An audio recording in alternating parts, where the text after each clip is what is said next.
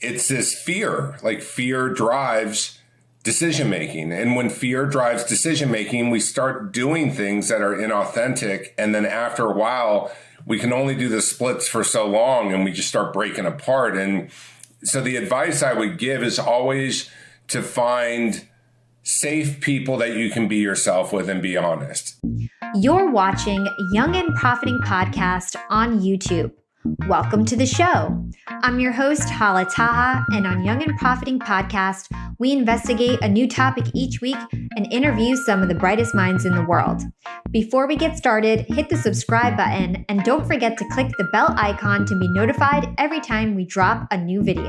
Hey, Mike, welcome to Young and Profiting Podcast. Thanks for having me, Hala. I'm very excited for this interview. I feel like it's going to be super relevant to my audience. And you've been through a lot of struggles in your life that I feel like a lot of young people go through. And so I think your experience will be really helpful. So we like to start back from the beginning. And so I'd love to hear about your childhood. Walk us through, some of the major things that happened to you as a child. I know your parents got divorced. I know you were, you stayed back a couple grades in school. Talk to us about your childhood. What was that like? Sure. So, I grew up at a time when there wasn't internet or like social media, digital media. I'm 41. So the internet started popping right around senior year of high school, I would say, junior year of high school. And because of that, a lot of information, social media and internet has blessings and curses. So the curse of not having it growing up is you don't have access to information or the ability to see what other people are doing with their lives. And for me, I grew up in a neighborhood where everyone got together for, 4th of July and barbecues, and everyone knew what the neighbors were doing and the problems they were having and who in the neighborhood was partying, who was good at athletics. And I was pretty good at sports, not good at school, really good at socializing, really bad with impulse control. And so I ended up dabbling in drugs and drinking. And at the time I thought, oh, this is just fun, right? Like I thought, oh, this is exciting. There's a bit of anything in life that's a little taboo. We tend to get a little bit of that feeling, that adrenaline rush or butterflies. And I loved it. And I loved to go out and party. When I became of the age that I would be going out with girls or women, I hated it because no matter what I did, I couldn't get attracted to women. And I didn't even know really what gay was. I just was like, there's something wrong with me. I thought they were like perverts or something because, again, I didn't have access to information. And went to a Catholic high school where I went to a course that was about turning a gay person into being straight and you're going to hell, and literally graded on that in school. Oh my gosh.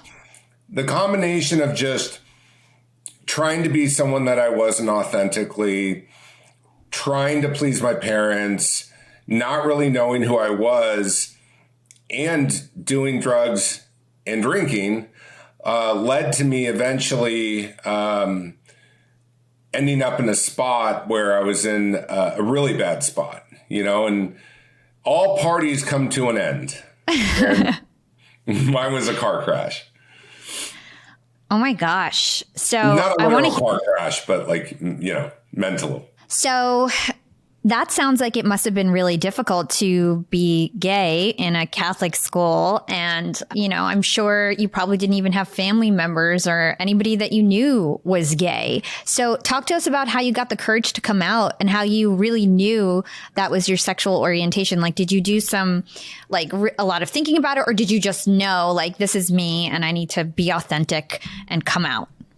Well, for a lot of us, it's really hard. I'm a tall guy. At the time growing up, I was what stereotypically women found attractive, which sucked because I didn't want to be with women, and I went with the homecoming queen, and I was captain of the basketball team. And oh, wow.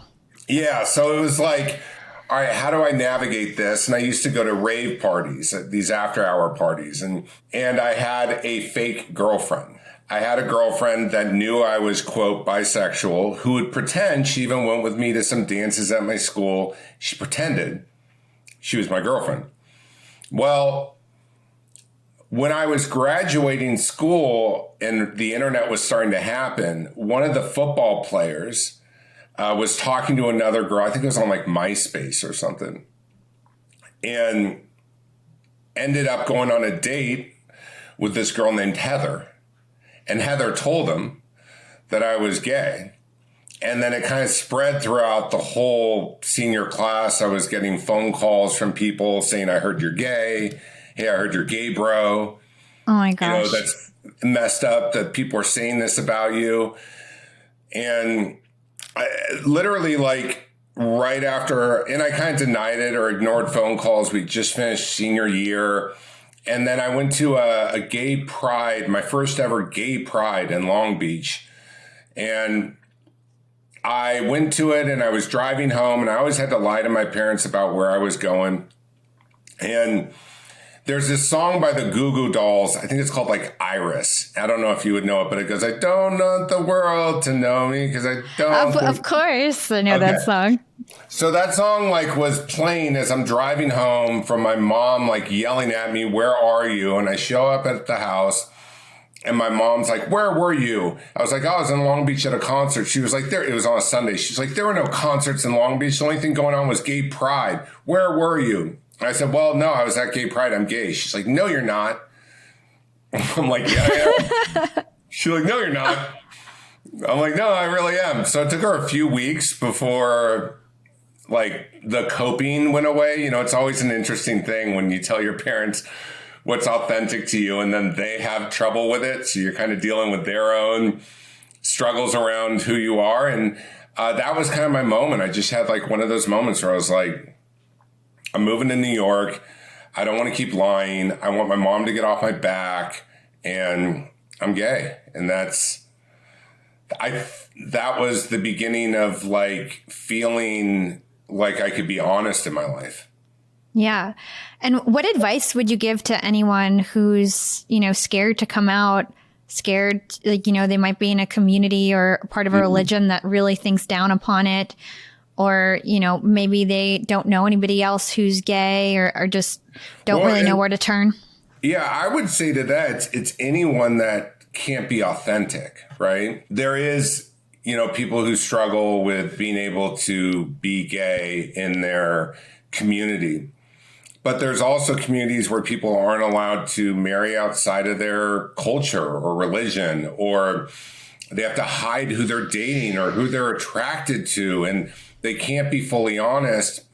And it's this fear, like fear drives decision-making. And when fear drives decision-making, we start doing things that are inauthentic. And then after a while, we can only do the splits for so long and we just start breaking apart. And so the advice I would give is always to find safe people that you can be yourself with and be honest. And, people that are operating from a place of compassion and understanding. I've worked in the mental health industry for over 19 years now. So a great resource is going to therapy or getting a coach, because with therapy, they're bound by a license. They're not going to share it with anyone. They can't tell anyone. Otherwise, they could lose their license. And that's a really safe place if you feel like you don't trust anyone. Yeah. So 100%. So I think your story is really inspiring. Let's go back to you starting doing drugs in high school. So what kind of drugs did you do? And do you think it had to do with you like hiding things from your friends and your family and just all the stress that put on you? I did a lot of drugs in high school. I was doing ketamine freshman year and selling nitrous oxide balloons and doing ecstasy every weekend. So junior and senior year of high school, and not a big drinker, but smoking weed back when it was illegal. It was such a big deal to actually get weed, which is so funny today. Like, thank God I didn't grow up today because it's just so accessible and accepted. And I think some people have the type of personality where they can get hooked on things pretty easily. Like, I know for me, when I really love something, I can get really obsessed with it till the point that I can take out all the juices of that thing. And then I'm just left going, what the hell did I just do? You know? So I think some of it is personality. I grew up in a home where there was eating disorders, there was addiction, and I think a combination of how you grow up and also your coping skills. At the end of the day, it's with how you cope. And I think that I had a hard time coping with life. And I think when you have a hard time coping, you don't have the tools. And so your brain goes, what feels good? Like, what feels really good right now? Oh, smoking a bowl, partying, going to a dance party at 3 a.m. Like, and, you know, I think also I didn't really I was very good at basketball. I mean, I went to top 25 high schools in the country called Modern Day High School in Orange County.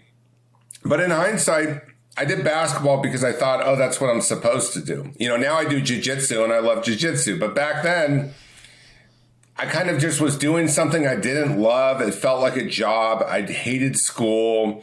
I didn't do well in school. I had learning disabilities. So I think a combination of all that led to me going, let's party, you know? Yeah, totally. I can totally relate to that. So you got Did you party much in high school?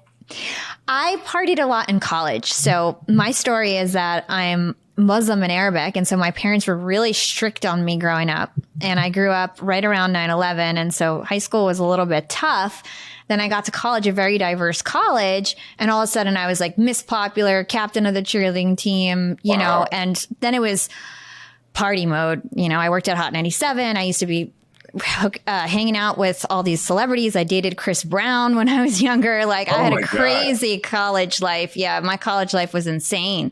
Where'd you go to college? New Jersey Institute of Technology. So it was in Newark, New Jersey. So really diverse school. But I ended up dropping out for a year and a half to work at Hot 97. I was Angie Martinez's assistant. It sounds like you lived in New York for a while. So that really put me into the entertainment industry. And then I started a huge website. I have a crazy life story. I'm going on the Breakfast Club this week. Oh, awesome. That's awesome. Yeah. So where did you grow up? I grew up in Watchung, New Jersey. Gotcha. So everything was on the East Coast for the most part. Everything was on the East Coast for me. You were in California and then came to New York, right? Got it. And so your wild times were in college, and that was when you were like letting go and just bursting. Totally. I mean, it took me almost 7 years to actually finish college because I felt like I had no, outlet. And then I got to college and was so crazy because I just had all these opportunities, so many parties. I was doing, drugs too. I haven't ever admitted that on the podcast. I didn't get addicted. I didn't go down a crazy path. Oh my gosh. Ecstasy. I tried cocaine when I was younger. And then marijuana. And I still smoke marijuana till this day. And I actually am one of those super productive smokers. I am one of those people that go, 100 miles a minute during the day. And at the end of the workday, I like to smoke a bowl and relax. And I don't feel bad about it because I feel like there's been weeks I don't smoke weed and it's fine, Yeah, so I'm friends with people who smoke weed, and people are very funny around me now because I'm 19 years sober. I worked in New York at the Roxy. I would start off at Coat Check, then I bartended. It was a big gay nightclub. And people, even today, they're always like, is it okay that I have a drink?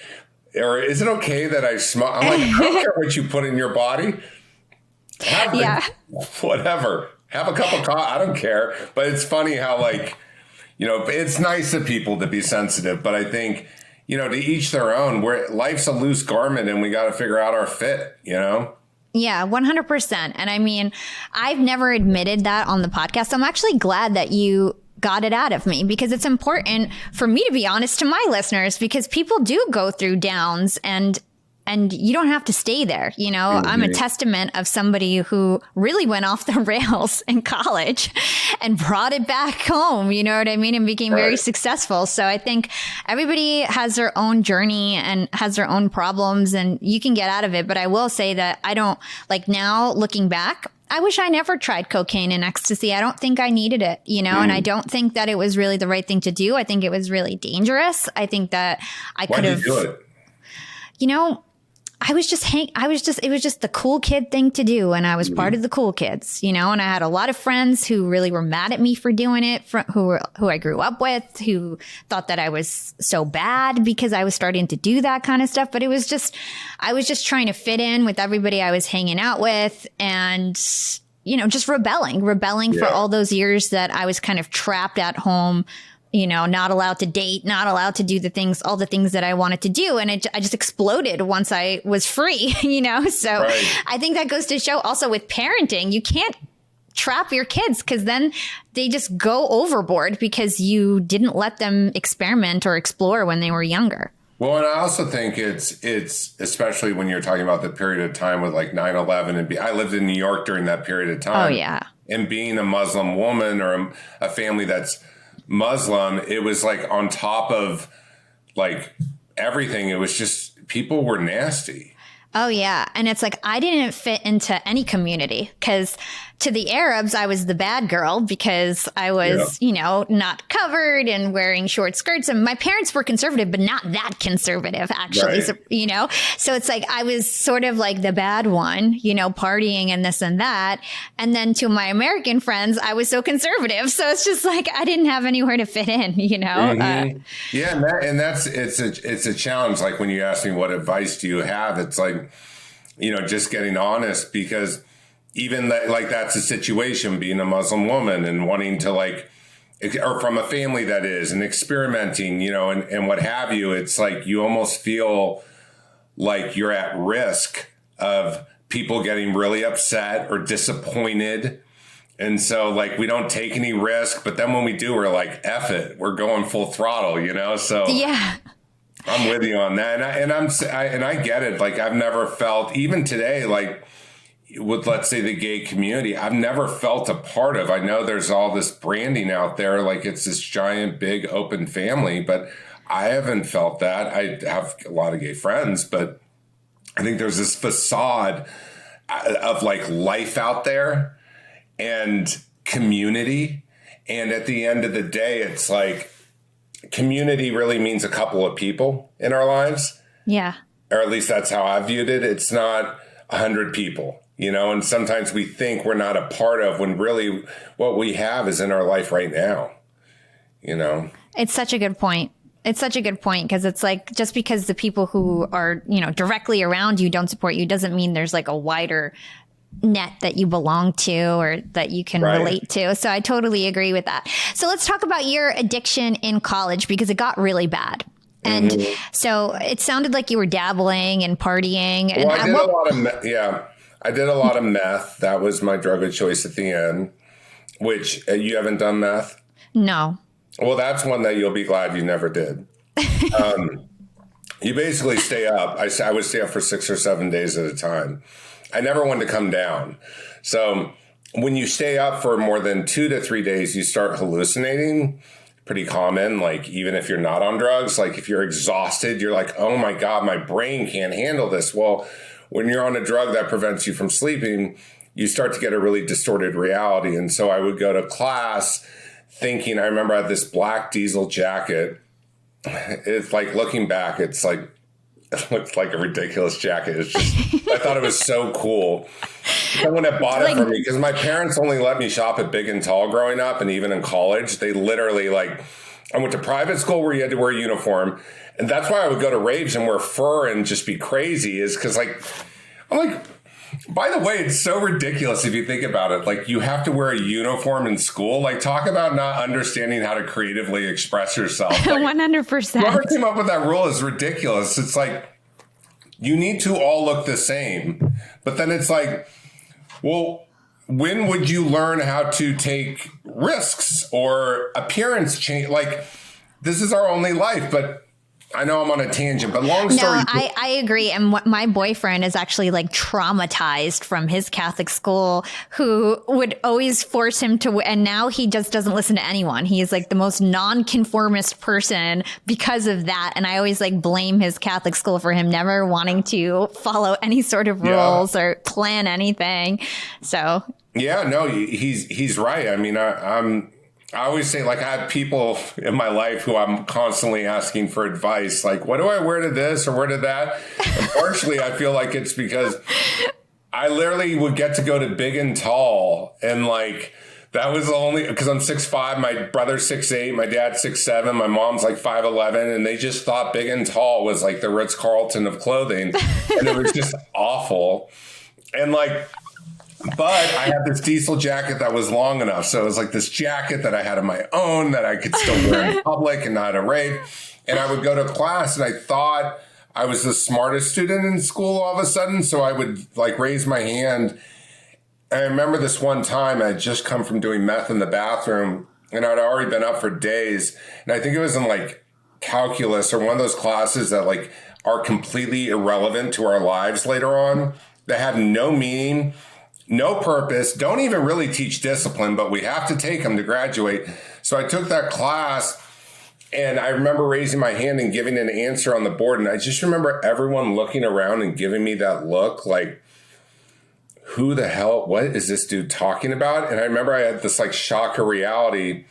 So I did what anyone else would do, is I just dropped out of school because school wasn't for me. It's like taking it to the extreme, right? And then eventually I thought I was possessed. I spray painted my place red. I thought I could read people's energy. I thought there was a camera in the peephole to my apartment in Manhattan. It was just a mess, you know? So that was kind of the downfall of, and I just realized I've always been interested in like, why am I doing this? And like, why don't I have control over it? And after that moment and several attempts at trying to be sober and not being able to figure it out, I eventually said, hey, I need to go into treatment. And I checked myself in. And that was, gosh, like over 19 years ago.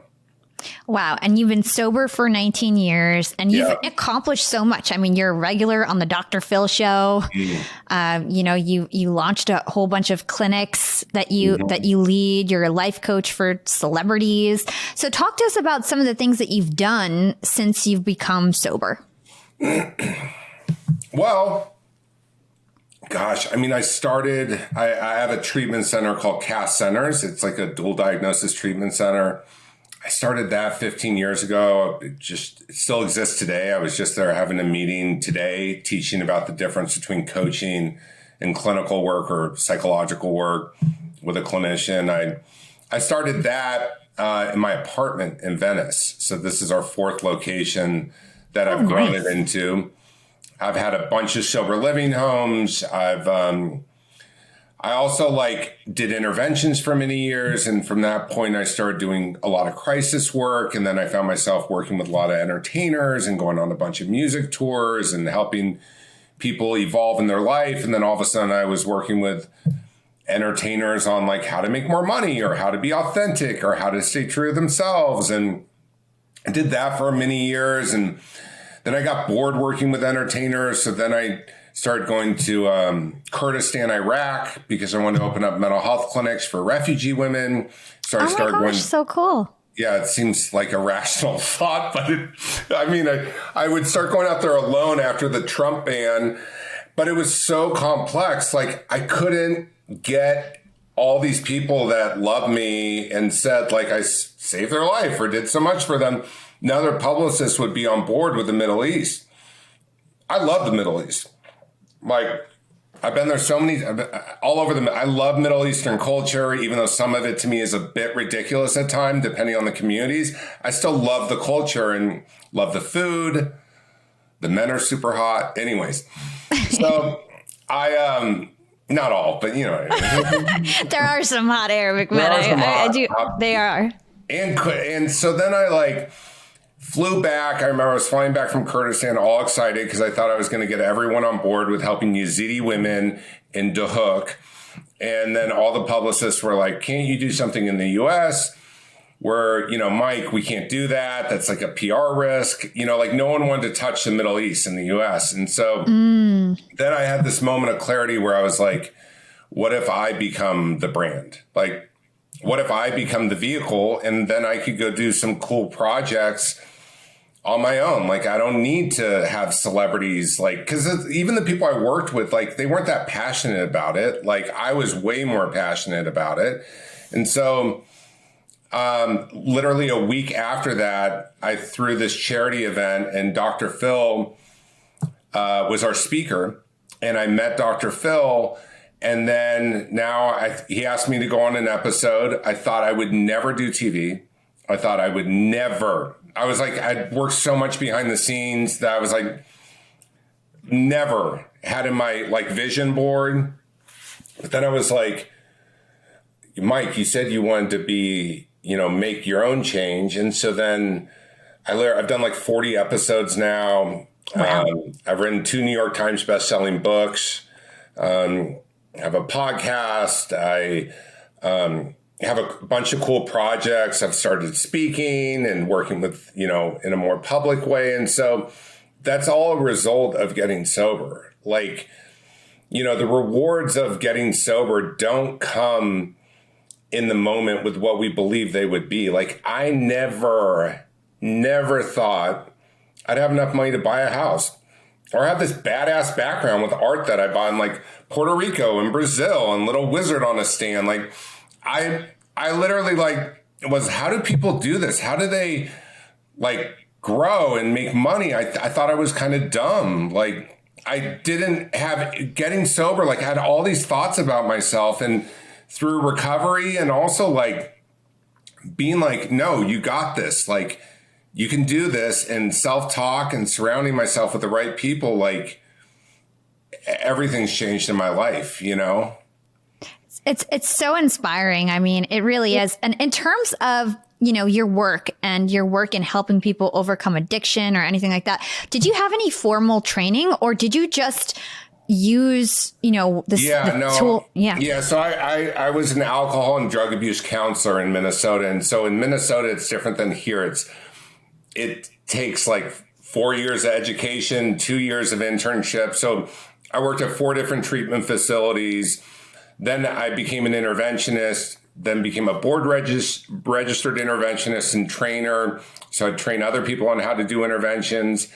But the coaching of it all, like where I started working with like helping people stay true to themselves and authentic, no, that was all my own creations. Like the other stuff, like the psychiatric stuff, a ton of training. But the how to help someone live more in their art, no training. That was all like inspiration. And I've realized I'm pretty good at helping free people to be what I call their best selves. Like, I can create infinite exercises based upon any struggle, and I love doing it, and I could do it all day. And I think, this is just what has ended up for me. And I've had a hard time fitting into a lot of these life coach boxes that are out there. Like, sometimes people are like, Mike, well, what is it you exactly do? Or like, yeah. But, I just stay true to who I am, and everything else works out. Yeah. And it just goes to show, you didn't follow this straight path. And a lot of people might think who's listening right now, they might be like, well, I don't want to be a sobriety coach because they only make 60 grand a year or whatever it is. But you've created this whole business. You've created clinics. You're on TV. And it just goes to show that like you can follow your passion and your purpose and make it as big as you want. It doesn't need to be small. Absolutely. And like sometimes I've never been one of a business plan or like, if I do this, then this happens. What I look at is like the journey's the destination, and I better have a badass journey.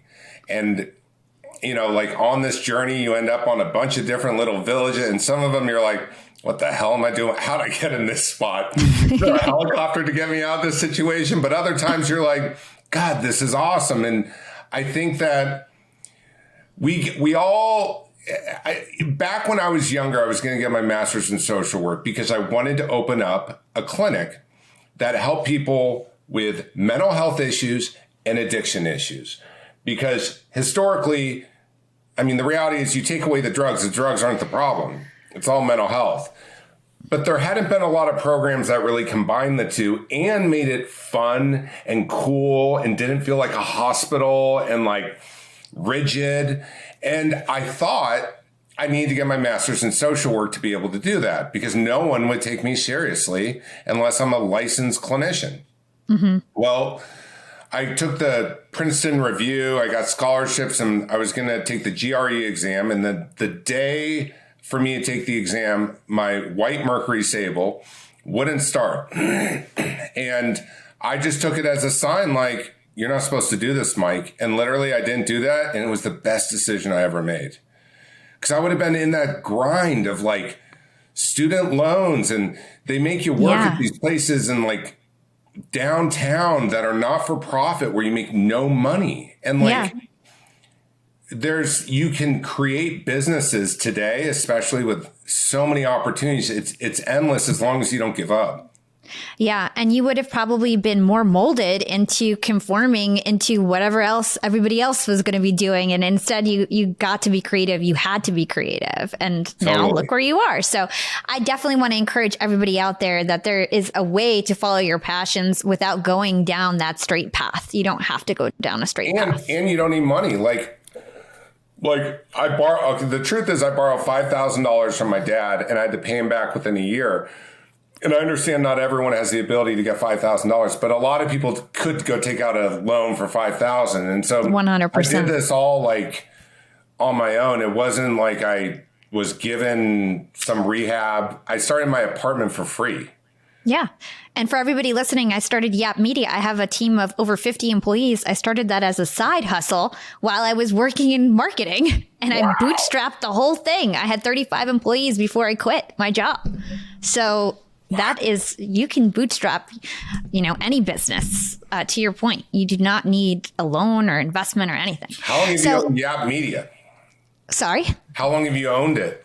It's been over a year now. It's been like 13 months. I started the podcast 3 years ago. YAP Media has been around for about 13 months. We've grown to 50 employees, almost 2 million in revenue in our first year.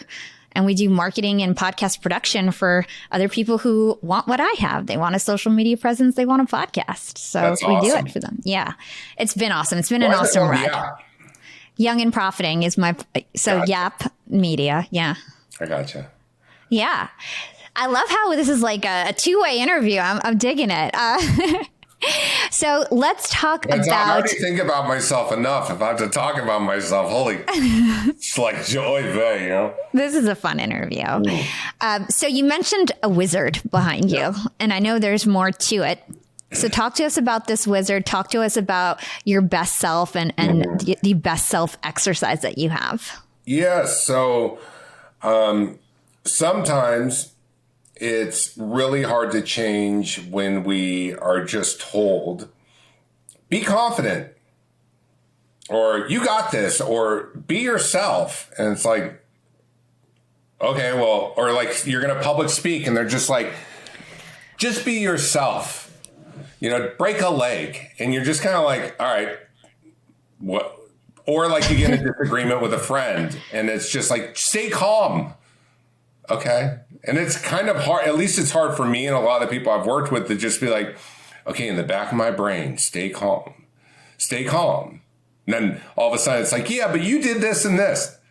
So what I found is I create characters. Like our parents give us a name, although some of us change our names later in life, but my name's Mike or Michael.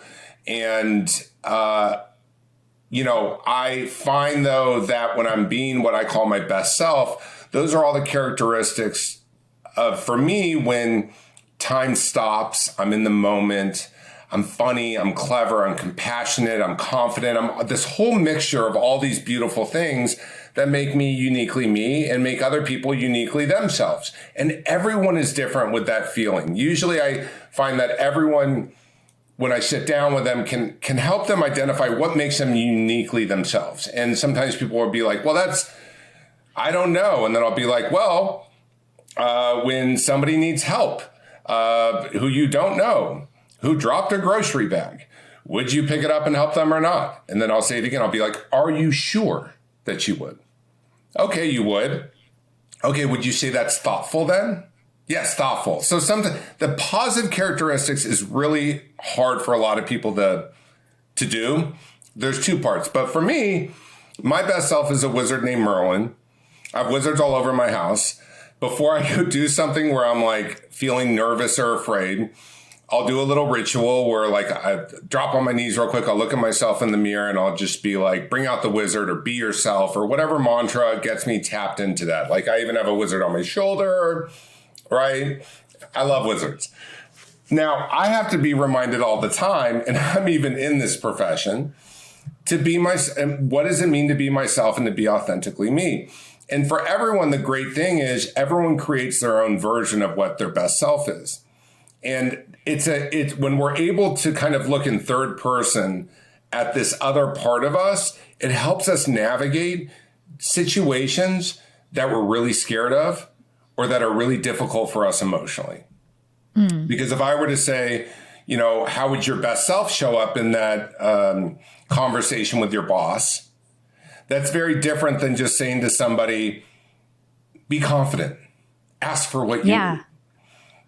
The same goes for the anti-self, which is the part of you that gets in the way of you being your best self. So I typically will say, like, what are situations in your life that bring out the most stress today? What are you most worried about? What do you get anxiety around? What keeps you up at night? What's the biggest conflict? Who are you angry at? You know, I kind of look for those patterns, and usually what people can do is they can identify that part of themselves that's a pattern that gets stuck. And when you can create a character for that and give it a name, instead of when you give it a name, it gives it a little humor. Because when you're looking at parts of yourself that you don't like, the thing you don't want to do is just beat yourself up more. You need to somehow, from my experience, there has to be some alleviation of the ego in it. And so for me, mine's a male witch, because male witches have no friends. At least that's my version of a male witch. And they sit around and they complain a lot, you know, and they're looking for why the glass is always empty and not full, you know, blah, blah, blah. So I've done this with corporations, executives, and it's really helpful. So basically the exercise is you write all the elements or characteristics of your best self. Then you write all the characteristics of your worst self. You name those two. And then when you're in you draw it out, you write it out, and you actually draw the character. Yeah. You draw the character, you name the character. And then the point is when you're in a situation where you feel like you're not aligned with your values, you can be like, oh, how do I be more like the wizard, which is my best self? Is that what you're supposed to do? Or you just go, okay, so it is you, right? Because so I'd be like, all right, how's the wizard going to show up today?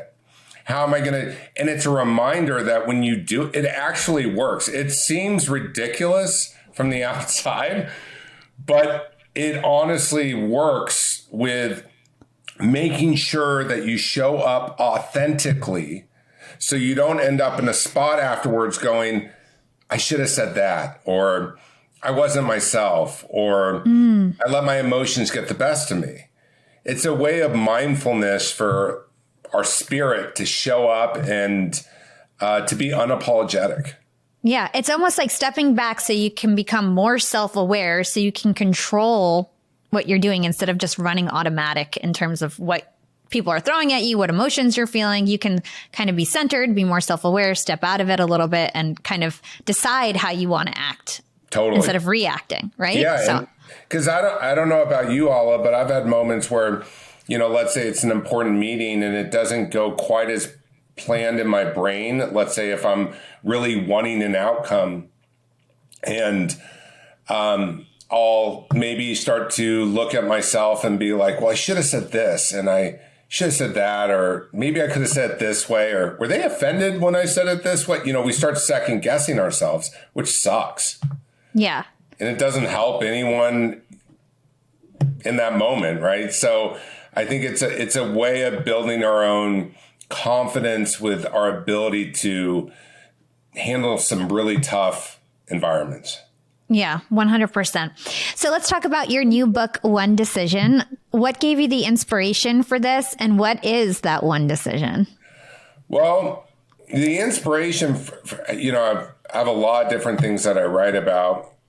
And I was thinking around, okay, how can I help that person who feels maybe a little alone or doesn't have confidence or gets in their own way or self-sabotages? And for me, when I write a book, I start thinking of the type of person that I'm trying to help. And, the person that doesn't have everything set up for them in this life and has challenges. And I realize that, everything comes down to a decision, like anything, whether you want to make more money, whether you want more love, whether you want more peace, whether you want more sleep, everything comes down to a decision. And we make over 30,000 decisions a day. And we don't really think about decisions because we're just constantly in this thing, right? Our brains keep going, and it's really difficult to go, okay, what decisions am I making today that are leading me more towards what I want, and what decisions aren't? And usually we end up in something becoming a bigger problem before we realize we need to kind of like steer the ship in a different direction. And so I realize that a lot of what prevents us from making decisions are distorted thinking, and that we're afraid. And so the way I write books is as if I'm working with you as your life coach.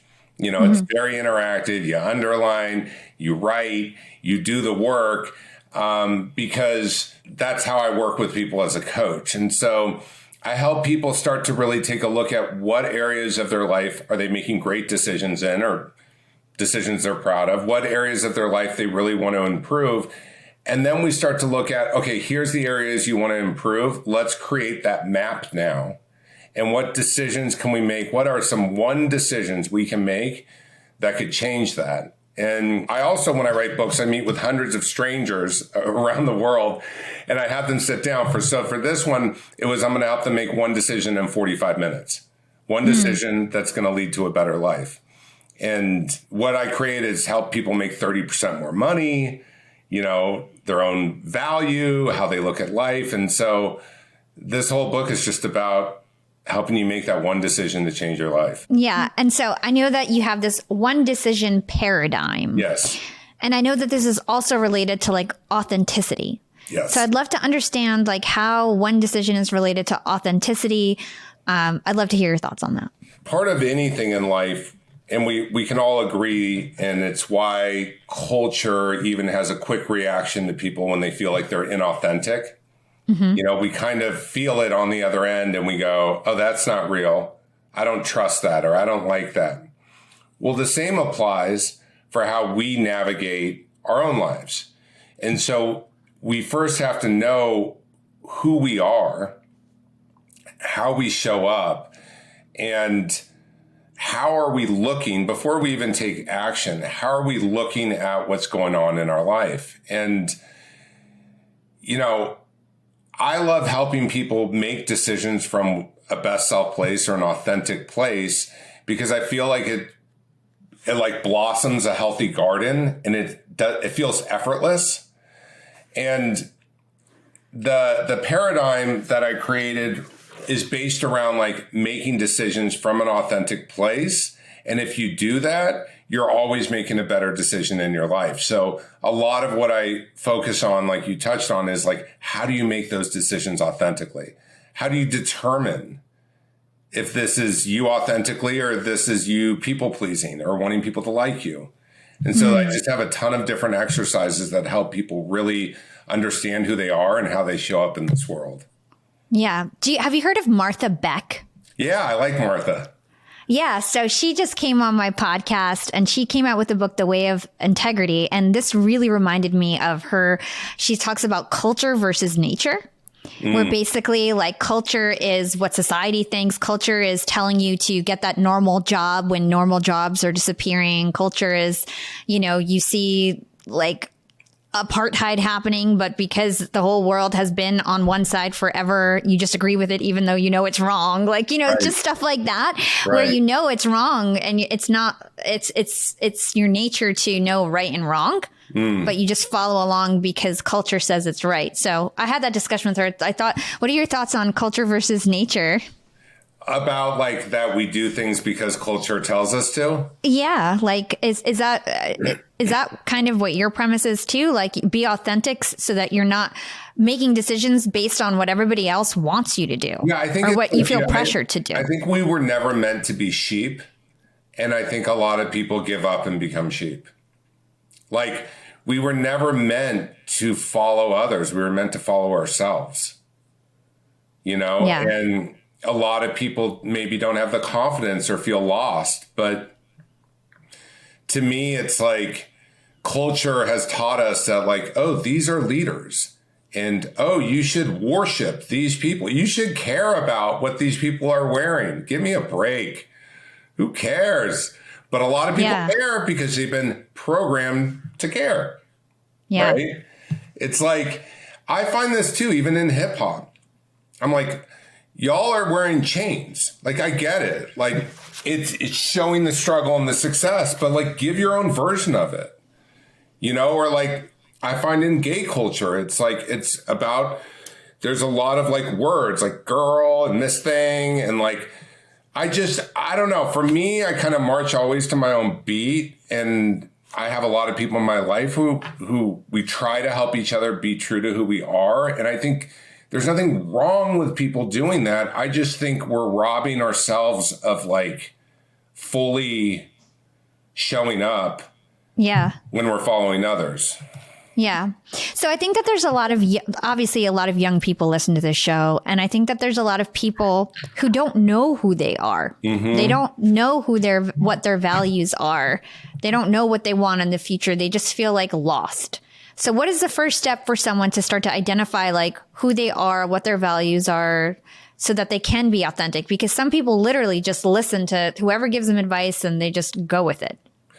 Well, I think it's first identifying what is the pressing challenge. What is that area? What is that area of life that isn't working for you? What is it? It can't be everything.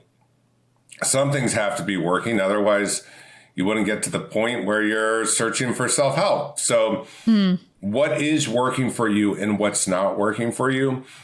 The challenge is we're left to our own thoughts and feelings. And if we don't share them with anyone else, the people who have the biggest challenge are people who just are afraid to tell other people about their challenges and what they're struggling with. So the first step is talking to people about it. Actually looking at people that you admire and being like, can I get a cup of coffee? Don't say to someone, but this is my suggestion because I get this a lot. Can you be my mentor? Like no one wants to sign up to be a mentor. Mentorship is just purely the sharing of advice with someone else that's giving you some wisdom. So you can have 20 mentors, but it could be the person down the street that owns a bagel shop. And you're like, can you give me some advice? Like, can you tell me how you got to where you got to? And people love to help others. People love to share their wisdom because you're getting to share that solution and that struggle turned to success. I know Dr. Phil probably loves mentoring me. I'm much younger. I'm new to the game. I ask him a ton of questions. If I was like, Dr. Phil, can you be my mentor? It's a little awkward. So I think the first step is like, look at who you know in your life and go, gosh, I wish I had a little more like that. Like you talk about with what you do with YAP Media and other people who look at you and say, oh, I wish I had a podcast. I wish I had more of a public brand. I wish I could start a business. It's that right there is built in for people who want help in their life, who want this area of their life. And so I always think talking to someone about it, then figuring out what is that thing that's weighing me down the most Is it my health? Often we think problems are like we think, oh, I just need to make more money. But then we don't realize that the real problem is we're afraid of, losing our relationship with our partner. Like sometimes the things that aren't even seeming like they connect. And I love assessments. Like in the books I write, I do a ton of assessments. I go through assessments myself in my own life because they're set up in a way to help us figure out, like, I feel lost here. What do I do? Yeah. Yeah. And I think all of your books are great tools for anyone who feels lost and wants to get kind of more in alignment with their true purpose. So definitely go check out Coach Mike's books. So I want to talk about some of your acronyms because you are full of so many different acronyms. You've got REV, you have God, you have Force, so many different ones. Let's talk about REV. It's about pivoting, reinventing yourself. What does it stand for? How do we use it? Well, REV is kind of either you're in reinvention, you're evolving, or you need to pivot. So reinvention means an area of your life that you got to start fresh. Like it is not working. Reinvention is like, it looks completely different than when it first started. And so sometimes that's our health. Sometimes that's our social life. Sometimes like you were talking about what you were doing in college, I'm sure you reinvented, a lot of the friendships you had in your life. So the other is evolving. It's fine. It's just going to evolve just like anything else in life. And then pivoting is going, okay, I still want to stay in this, but I need to take a different direction. That would be better for me. So sometimes it's helpful to look at what area of life we want to change and what type of makeover we believe it needs to be changed by. So basically it's like a framework to understand, are we revving? What does R stand for again? Reinventing. Are we evolving or are we pivoting? Right. And so it's a framework to figure that out. Right. And because sometimes the undertaking is not that difficult and we're acting like we need to go through this giant reinvention, but it's literally not as big of a deal as we're making it. Yeah. So talk to us about force, because I think this is a really, really important one. And I'd love for you to just break that down. Talk to us about each one of those steps. Yeah. I think it's a great. Yeah. And it's a little difficult without seeing it so I'll try to explain it the best. So cognitive behavioral therapy is what's proven, even though every single clinician wants to create a new type of therapy, all the research suggests that CBT, cognitive behavioral therapy, has the best outcomes with changing behavior. And what I've done is created inspired by what's called in CBT cognitive distortions, and created kind of like an easy hack to work through, are we in what I call a negative force or a positive force? So force is an acronym, and anything that's given a force is going to move. And sometimes we're moving towards something positive and sometimes negative. Now, this is all about what we're thinking. There's no doing. So the force is just looking at our thoughts. And the negative force is an acronym for fortune telling, overgeneralizing, rigid thinking, confusion or confused purpose, and emotional reasoning. And from my experience working with people, when there's a challenge in somebody's life, they're usually doing one of those 5 things. Mm-hmm. And the thing about a negative force is 99% of the time it's not true. But we believe it, and that's why we think it. We can't predict the future, but we all want to say, well, no, I know what they're going to say to me. You don't know what they're going to say to you. Or we'll be like, yeah, but that feels wrong. Well, feelings aren't facts. Your business doesn't care about your feelings.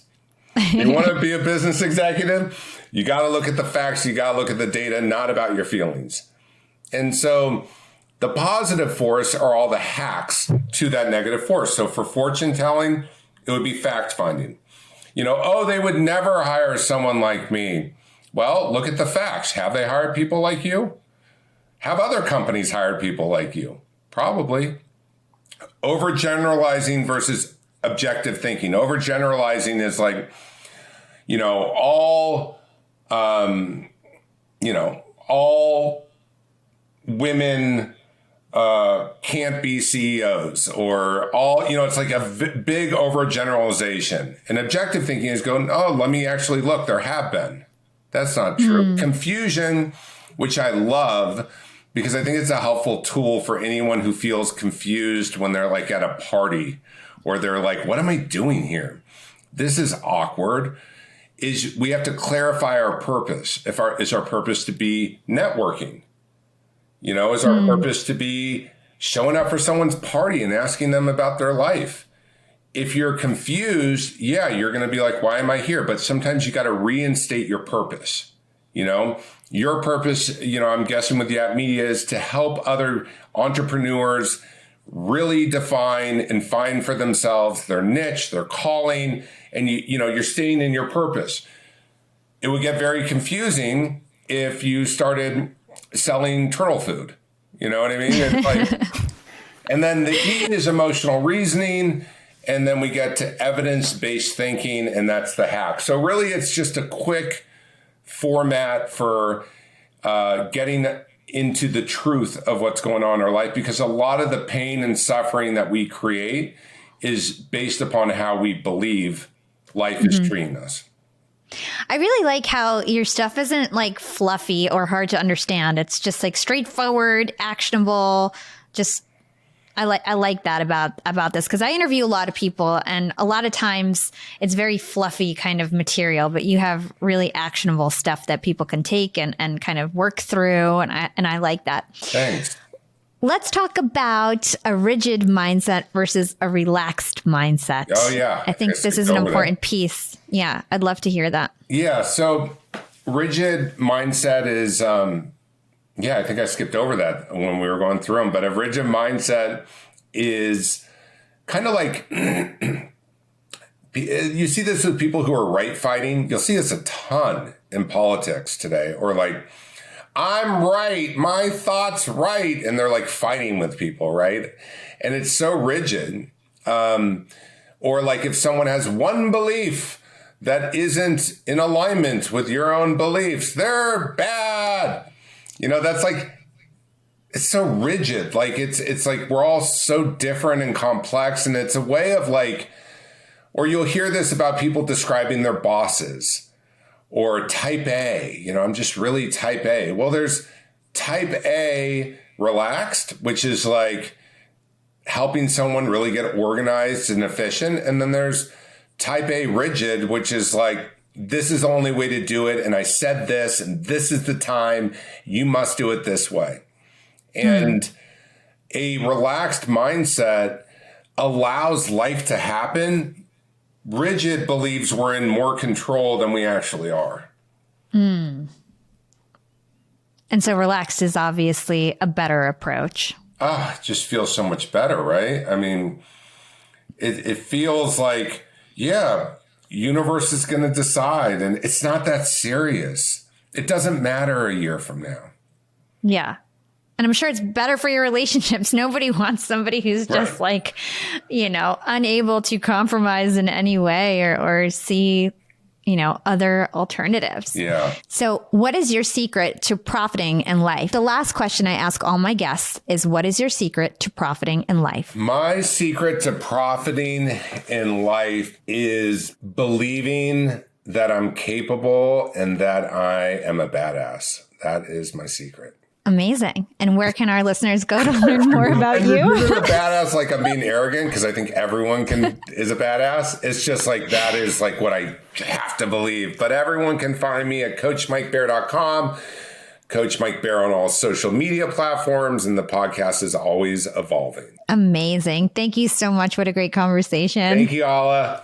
Thanks for listening to Young and Profiting Podcast. If you enjoyed the show, please write us a review or comment on your favorite platform. Nothing makes us happier than reading your reviews. We'd love to hear what you think about the show. And don't forget to share this podcast with your friends, family, and on social media. I always repost, reshare, and support those who support us. You can find me on Instagram at YAP with Hala or LinkedIn. Just search for my name. It's Hala Taha. Big thanks to the YAP team as always. This is Hala signing off.